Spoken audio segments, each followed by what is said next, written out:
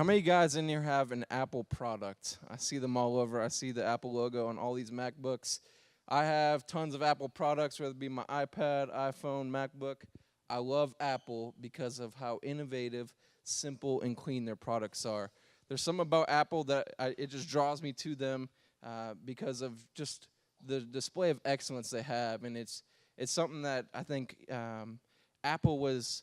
It created this through their founder, Steve Jobs. Steve Jobs was the guy that created Apple, like many of us know. And last winter, I sat down and watched the movie Jobs. Anybody seen the movie Jobs? This movie was starred by Ashton Kutcher, and he went through the life of Steve Jobs and the start of Apple. And one of the things he did through that movie is it blew my mind because it displayed such a passion for excellence that Steve Jobs had. It was just unreal that someone could be so driven for excellence, and it showed through his company. And one of the scenes of the movie, when Apple's first starting out, we see Steve Jobs in a garage with an engineer there, and they're building the first Apple computer. And they look at the motherboard on the computer there, and the guy's like, all right, it's ready to go. It's going to be our first one. It's going to work. And Steve goes, all right, looks great. Or he doesn't say looks great. He says, good, it works great. But, the transistors, he's like, look at this. It looks like a mess. He's like, it just doesn't look good. And the engineer's like, Steve, it doesn't matter. It's going to be covered by the hardware of the computer. Nobody's ever going to see it. And Steve said, no, but I'm going to know it's there, and so it's going to bother me.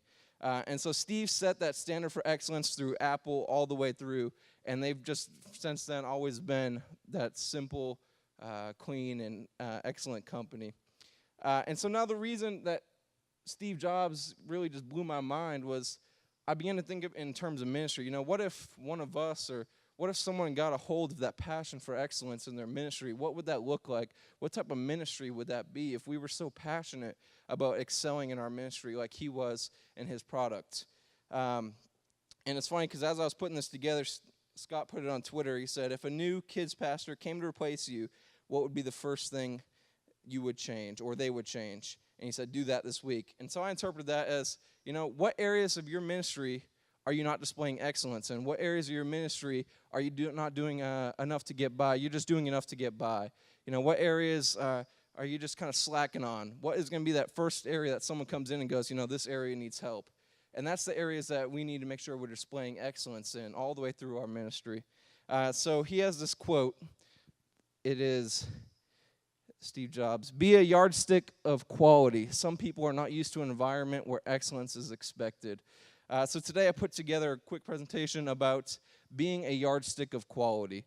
So I'm going to go through a couple areas in my ministry that I need to constantly make sure I'm being a yardstick of quality in, that I'm displaying excellence.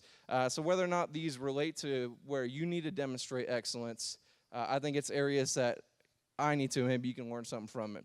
The first one's appearance.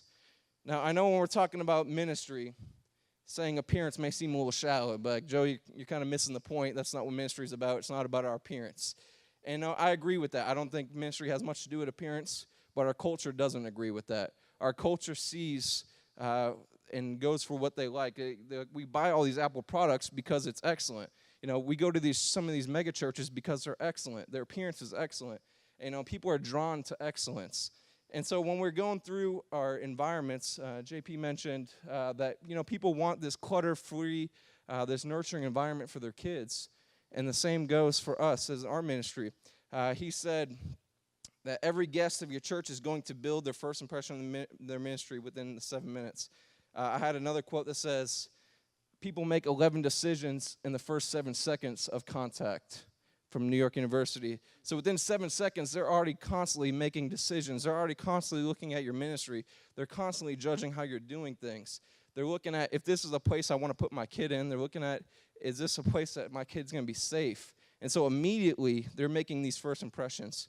So whether or not I think appearance has anything to do with the effectiveness of our ministry, the culture does, and they're going to base it off what they see. So I want to, if someone's going to make a first impression of my ministry, I want to make sure I'm displaying excellence. So think about the first doorway or entryway that you have in your church that the kids come through, that the parents see. What are they going to see? What's the things that are stand out to them? When they're coming into your building, they're constantly looking for things that you're doing wrong. They're looking for reasons why I don't want to put my kid in this ministry, what's maybe not safe about it. So they're going to see those ripped seats. They're going to see the trash on the floor. They're going to see that dirty AC vent that's been collecting dust for years, They're going to see the things that we've just become a little numb to because we're so used to being in that environment. So constantly check your environments for those things. If you can't see those things anymore, bring in someone that doesn't go to your church. Bring in someone that doesn't see these things all the time and have them look over your building. My pastor does this to me. He walks through the kids' facility on his way to the sanctuary, and he goes, Joe, you got some leaves on your floor mat. I'm like, really? There's leaves on the floor mat, and you're giving me a hard time about it? It's like, so he holds me to an accountability to display excellence in my appearance as well.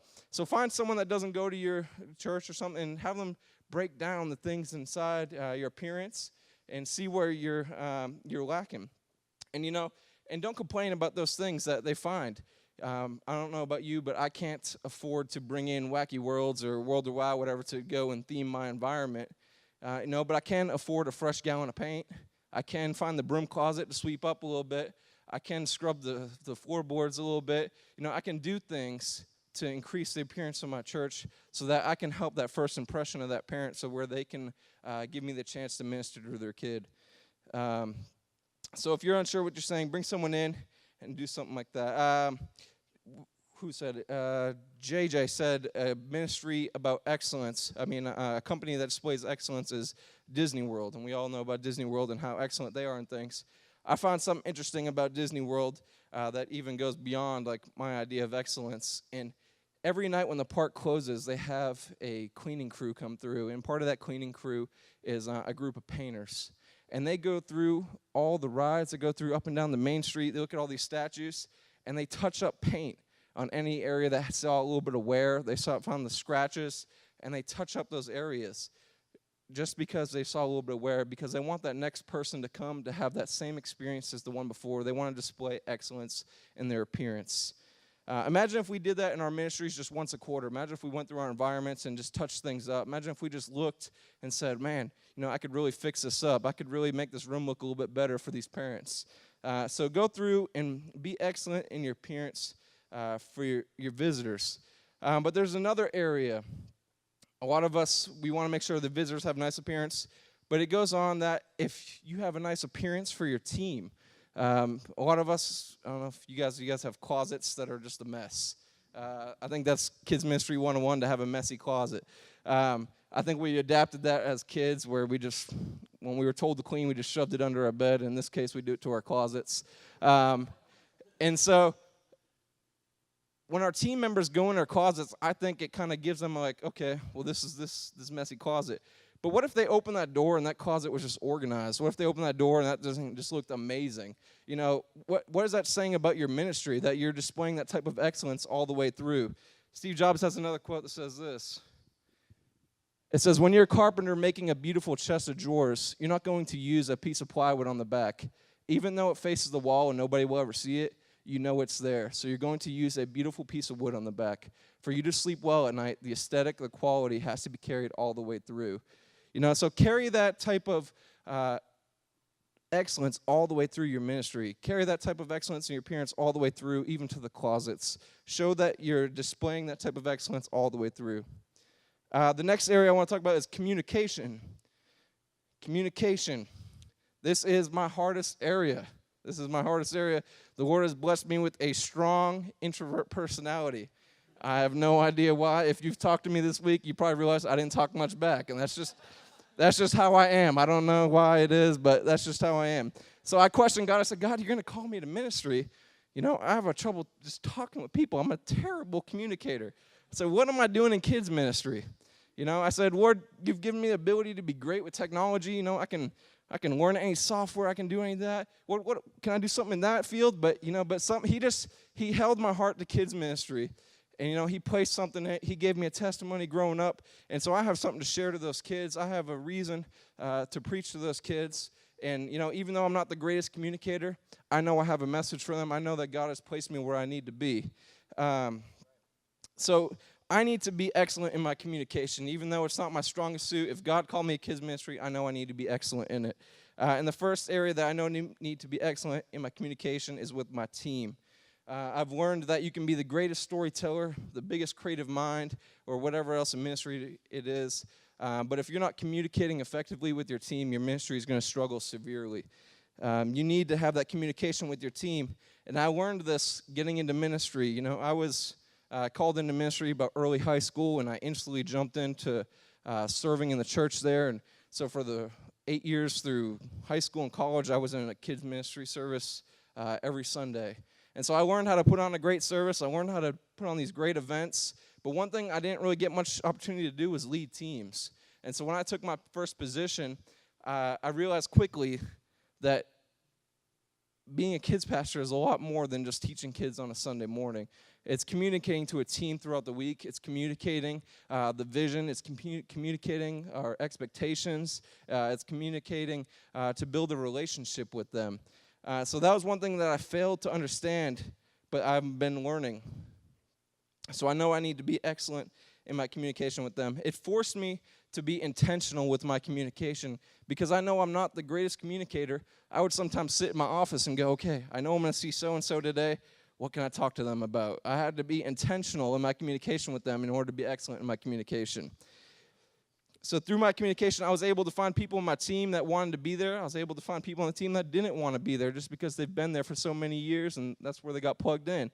So I was able to strengthen my team through communication. Communication keeps the vision alive and fuels the passion of your team. So be excellent in your communication with them. We all know that we can't run a kids ministry alone, so find ways to improve your communication as well. I think we can always get better. Scott has a blog out that he's always posting about teamwork, and there's always great stuff on there about communicating with your team. So find different ways that you can grow in your communication as well. The last two I got here is communicating with parents. Josh had a great talk on communicating with parents and getting them involved in the ministry. I think parents want to know what's going on in our ministries. Parents want to know what we're doing, and we need to be excellent in communicating with them. You know, they're the spiritual leaders of the family. We only have them for about an hour or so throughout the week, but they have them the rest. So we need to make sure we're equipping and preparing our parents to be their spiritual leaders in the house. The next one is communicating with my pastor. You know, when we go through our staff meetings, our pastor goes through the line of all of us on staff, and he stops at us and goes, you know, what's going on in your ministry? How's things going? And he wants pretty much a report of how our ministry is going. And so simply, I'm just like, you know, I just want to tell him, you know, things are going great. You know, he has things to worry about. As long as I know he supports my ministry and I know things are going good, I can spare him all the details. But I know that's not the way it needs to be because he can be my biggest cheerleader of my ministry. He can be my biggest support role because if I tell him the things that are going on, if I tell him the wins that are going on, he can celebrate those with me. He can celebrate those to the church, you know. And if I tell him the things that are going wrong, he can mentor me through them. He can walk me through those issues and show me how I need to grow. And it's always good when he knows about something before a parent tells him. So, and so be excellent in your communication. But there's a warning against excellence. The Bible says in Colossians 3:17, whatever you do or say, do as a representative of the Lord Jesus, giving thanks to him, to God the Father. Colossians 3:17. So pretty much we're supposed to be excellent because God deserves our excellence. You know, we are excellent because we are giving that glory to God. We're showing him all this glory by being excellence. But we're not supposed to display excellence just for people. We're doing it for God. So it's easy to get carried away with the pursuit of excellence and trying to make sure everything looks perfect. It's easy to get carried away in the details of things. But Steve Jobs, the truth was he was hated by most people he worked with. Throughout the movie, he was just an angry guy. He was always yelling at people, and people didn't like him because he was so driven on excellence that he had no relational skills, that he didn't care what people had to say. He was only driven on that excellence. So be careful with getting into the details. Be careful and thinking that excellence is our goal, because excellence isn't our goal. Our goal is to reach the kids. Our goal is to reach the families. Our goal is to minister to them. Excellence is just a tool to reach those families. It's a tool to get them in the door. It's a tool to show them that we care about them, but it's not our main goal. Aiming for excellence does not mean that we need to have perfection. It just means that we need to be excellent in executing our direction. So ask yourselves, what areas of ministry, what areas of your ministry are you not displaying excellence in? What areas are you doing just enough to get by and become a yardstick of excellence in that area? Thanks.